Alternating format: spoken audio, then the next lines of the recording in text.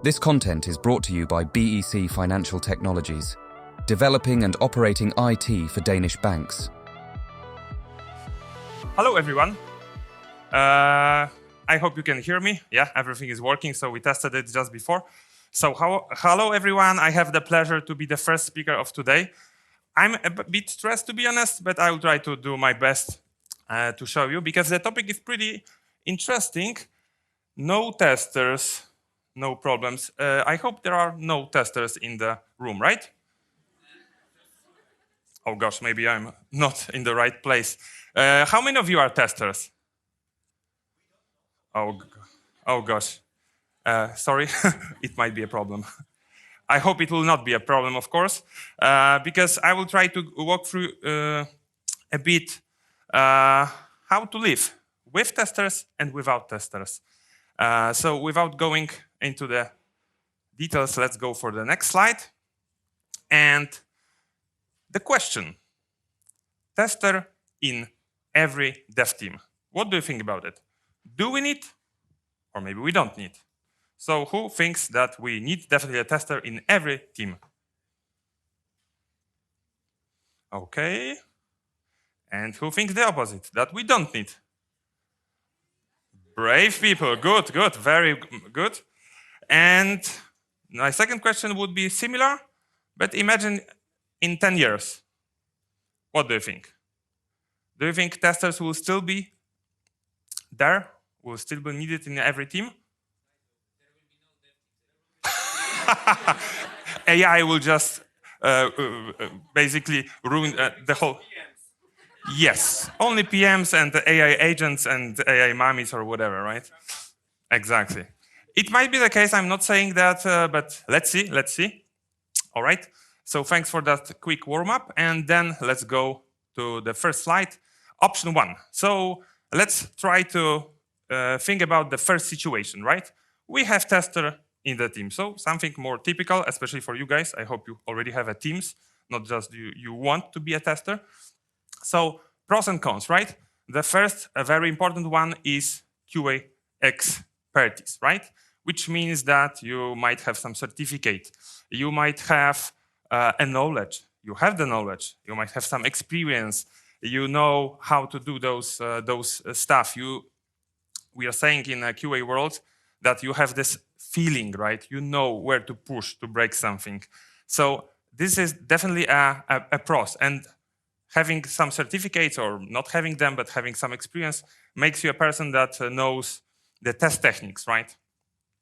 Another one, that you have a bit different perspective, right? So testers have a user perspective. They know how users use the application, and basically they have this something, right, which is a bit different than the rest of the team. But if we go to the not benefits, but the opposite, then we have developers. They are less proactive, right? Because they know that I don't need to take care so much about quality. I have a tester in the team. He or she will do it, right? He will do the testing, so I can put some attention to some unit tests, but I'm not sure if it's so much important. And another one, and I heard it, sorry to say, through a lot of developers, that, all right, I have a tester in the team. That person is pretty dummy, raising a lot of minor defects, right? A lot. And we need to just handle them. So they are treating tester and as not a teammate, as a person that should support and work with them, but as a competition, right? Oh, let's see if you will find something. So more or less, this is that will be pros and cons for testers in the team. So let's look at the opposite situation, which will be no tester in the team. So starting with number one. No testers in the team. In the team, we can assume in the company as well. So everyone is responsible for quality. I personally love this sentence. It's great, right? We are saying everyone, but actually, who exactly, right? And I have a nice experience related to that, because there was one team without a tester, and the manager of that team told me that, Right now they are testing. I said, knowing that there is no tester, okay, who is testing? And I got response, the whole team. I said, great. Do you have a plan? Yes. What is the plan? We will test the whole day. Okay, do you have any scope or something? Yes. The release that is happening on Friday. Okay. So in some teams, we have this kind of approach, right? Everyone can test, everyone will test, no results, no traceability, but still this sentence is a kind of pros because we are trying to engage everyone to test, right? Second one, developers are motivated, right? So the opposite to the previous one. So they know that there is no backup. If they will fail, the release might fail. So there is no other way that they need to do some testing. I know developers usually love programming, right? Because they love code, they love doing the stuff. They might like testing, but usually they hate it, right? But in that kind of situation, they have no choice, right? They need to do it, and they are more motivated, as I said before. Another point is that developers know the change, right? Which you might see it as a benefit, but not necessary, right? Because they know what they change, so they don't need to explain it to tester. But the worst thing is that actually they might concentrate on something too much, right? They will not see the world above that change. And with the negative side of not having a tester in the team is that actually nobody is responsible for quality, as I said, right? Because we are saying, oh, but trust me, in most cases it's not working. And basically, developers' tests are not independent, right? At least if you are in that kind of team, it's good to test not your own part, right? So one developer is testing each other's code or each other changes. And the last one, developers, or that's because I guess there are some developers in the team, right? Oh, thanks God. So we can say everything about them. So they're usually checking output, right? Not just testing, right? Only checking the output. So if something was done, then they are checking if the value or button or screen is correct. All right. So we went through option 1. We went through option 2. So now I will ask again, which option would you choose? The one with the tester? Of course, it depends is always the right answer. But some of them that raised the hand at the beginning are convinced that maybe it's not needed. Yes, only these two. No tester. Oh, I feel that you might be the developer hidden inside, but all right. But anyone is convinced to switch your option? Okay, you are waiting for more input from me. No problem, I will try to give you. So, to answer this question, and of course somebody was right, it depends. And let's try to answer. And before answering, I will just tell you that I'm not sure if it's a relevant info because I haven't contacted my friend at Google, but I saw while preparing for this presentation that Google and Facebook, they have a lot of teams. I'm not sure if all, but a lot of teams without testers actually.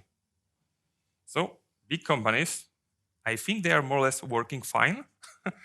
All right, so what is your product? This is the first question that you need to ask yourself while thinking, if should I have a dedicated tester or not? Because it might be a mission critical project, right? I would say any issue, any defect might cause lives, right? So I would not risk, at least in those kind of projects. It might be something related to pharma, right? Then you have some regulations, FDA, etc. I would also not argue with those ones. If you failed, something will be not working, fine. Then also the defect might be more than just a statement and some description in some defect management tool. Then the third one, which we are here, right? Like in BEC, the banking sector or whatever, I would say the defect might cost a lot of money, right? We are saying that, you probably know that chart, right? That the defect found at the beginning is much less expensive, and the defect found at the end is much more expensive. So here we know exactly the cost of those.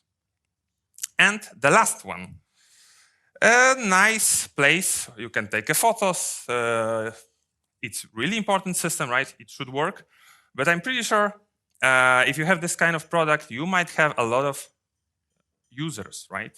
Maybe millions of users. You might try to use them. You might roll out some functionality only for a particular group of users, not through all. I would say you might use them to test. All right?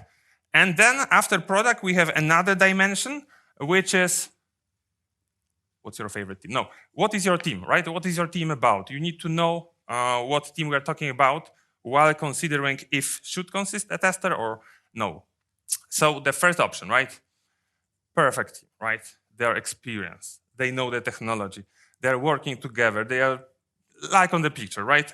Each Scrum event looks like this. Everyone is involved from the beginning until the end of the process, right? Then it's a bit easier for those kind of teams. But you might have also a team with new people, with newbies that maybe don't have experience in that system, in that technology. They might be pretty new. So in that kind of team, you might have a challenge, right? There might be also some cultural difference that might affect how the new person, how the tester might be, let's say, treated by that team. You might have also external testers. All right, and the last, I would say, how DevOps you are. I hope everyone is familiar with DevOps. Is there anyone who don't know this term? Okay, good. I know you know. You are cheating. Sorry, I know these guys at the end. So, how DevOps you are, right? So, you might have a perfect amount of CI/CD pipelines, right? You might have some test automation. Then maybe you don't need a tester. I don't know. Maybe you have test automation guy, right? You might have test-driven development, right? When you're first starting from the test, then code, and then refactor, right? So in those kind of teams, also I would say maybe tester is not the mandatory person which should always be in the team. But you might have also the third option where you're just thinking, what the hell is DevOps? Why I need it? Manual tests are great. I have a lot of manual tests. Should I finish? No? Good. And basically, in those kind of teams, when you don't have automated tests, when most of the stuff needs to be done manually, not because you just decided like that, but it might be because the system is specific, right? Because we know, I hope you know as well, that not everything can be automated. And the second most important statement, not everything should be automated. I can see you are not juniors. All right, so, and then I have some tips for those teams, for those two kind of teams, what to do, right? If you have a team with a tester, then definitely don't rely on testers only, right? You have a big team and everyone can do some part of the testing, right? A developer can write some automated tests, a tester can do some verification from user perspective, and etc. And I like one sentence that if you remove the tester from the team, it's not that the testing activity or the testing will be removed, right? It still needs to be done. So involve testers early at the process. It cannot be that I saw a lot of, basically I was working with different teams and I personally like developers, right? Sometimes it's hard love, but sometimes they are really nice people and you can really have a lot of fun with them or from them, depends. So testers should be involved from the beginning, right? But something probably obvious for all of you, definitely you should still focus on unit test coverage. It's not like tester will do the job.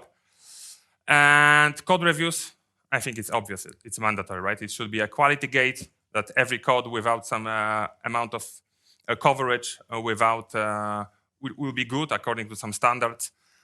So this is a mandatory step, nothing to discuss. And the last one, automate tests, right? You know already that we should try to automate.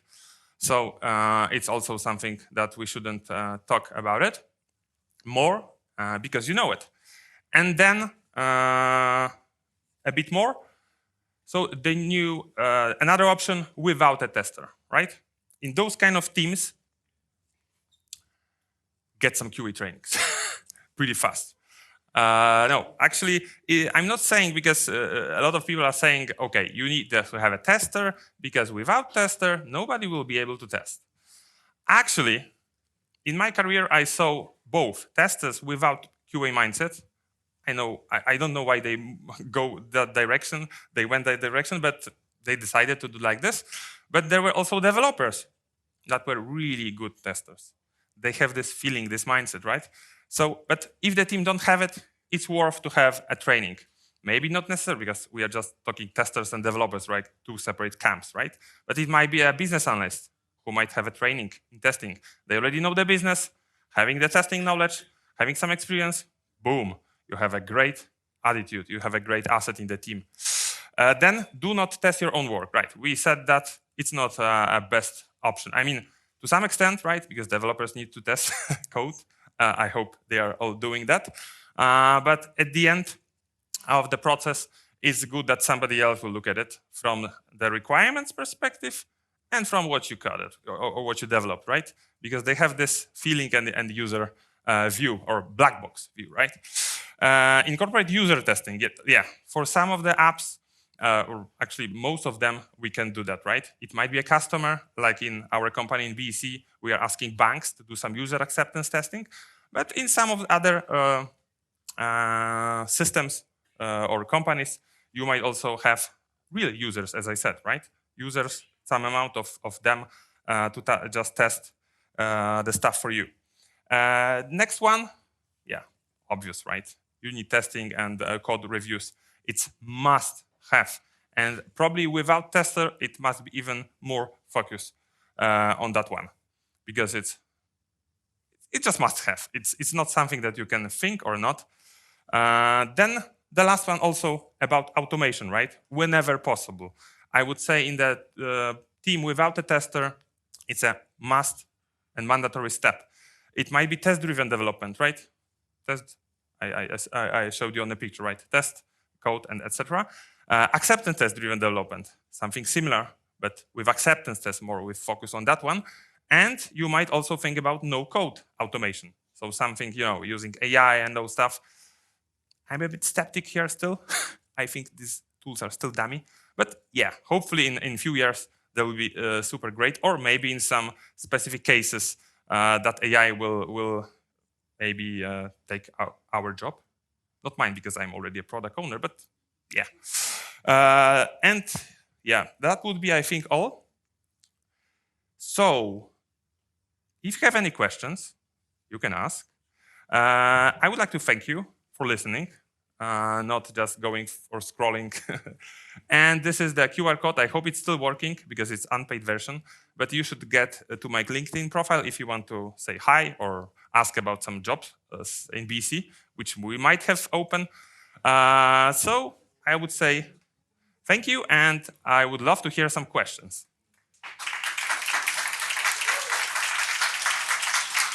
I see we have first speaker already. Hi, thanks for a great presentation. I agree with most of your way of thinking. I'm going to add there is one more way that was forgotten here, having QA as platform. As you're not exactly testers, but coach that helps team getting to the level of no testers, because the transition is not easy. Now is better? Yes. Yeah. So basically the way that you have the QA as the consultants, as basically DevOps platform team that is providing tools, providing knowledge. And this is also a very good approach for that kind of transformations. You just added, that was not a question. Yeah, I thought about adding something like hybrid, but definitely I think it might be, of course, used in some organizations that I work in the past, there were this kind of approach. Yeah, you are definitely right. There is also crowd testing, right? You can have services, so you can have multiple of different. But in this particular one, I wanted to just focus having a tester or not, or that you at the end will feel, am I needed or not? Yeah. Do you have another question? I see. There is some waving person here.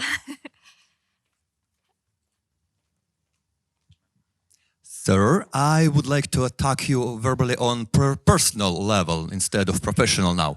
Okay, let me prepare. Could you please tell, how did you learn to present in so good way? You mean my presentation skills? Well, I would say thank you very much, but that was my first presentation with this strange device. Thank you very much.